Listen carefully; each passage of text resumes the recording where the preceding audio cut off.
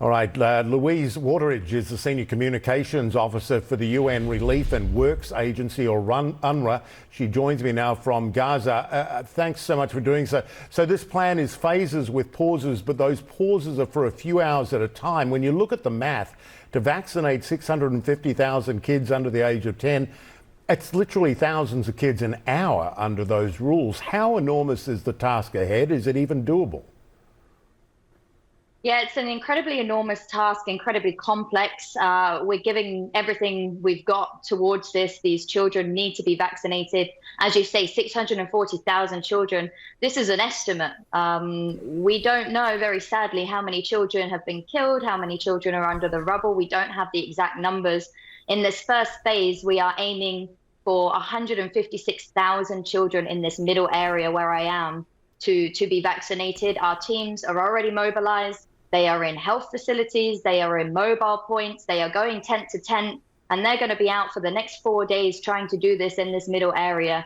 Right now, it's quiet on the ground. We're very hopeful this will last. We're hopeful these humanitarian forces will continue. We have to see over the coming days as this unfolds. Of course, the question of why did polio emerge in the first place is an easily answered question. Israel's bombardment led to all 5 of Gaza's wastewater treatment plants being shut down, desalination plants as well, clean water storage, there's sewage in the streets, and restrictions on hygiene supplies.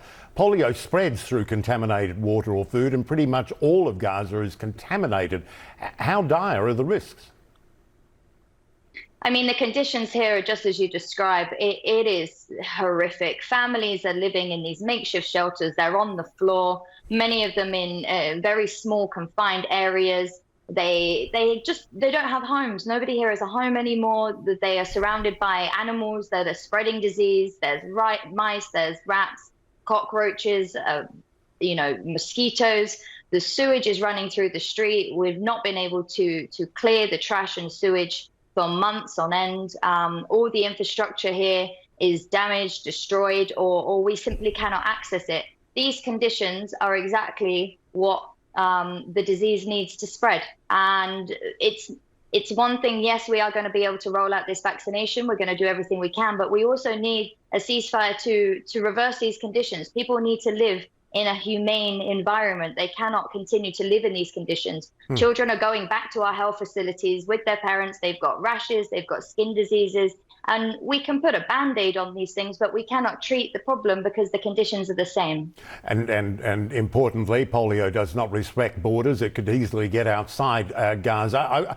You touched on something, and we're almost out of time, but I wanted to ask you about the broader issue of diseases, not just polio. The WHO has reported, as they put it, respiratory infections, diarrhea, scabies, lice, skin rashes, chickenpox, jaundice, and hepatitis, and more.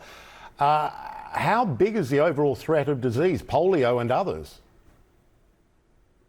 Children and families here are at severe risk. We've been warning this for the last 10 months. You know, it's August, just finished August, the middle of summer.